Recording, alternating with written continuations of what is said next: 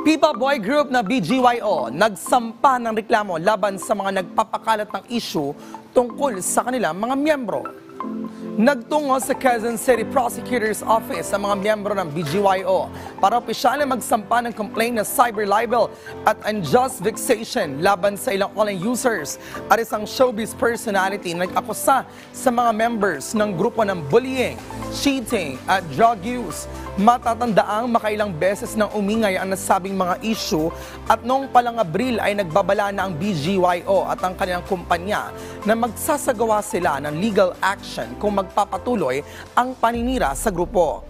Ayon din sa legal counsel ng kanilang agency, kasalukuyan silang humihingi ng tulong at kooperasyon mula sa mga ahensya ng gobyerno at private service providers para sa pag-usad ng complaint at matukoy ang mga personalidad sa likod ng paninira sa BGYO.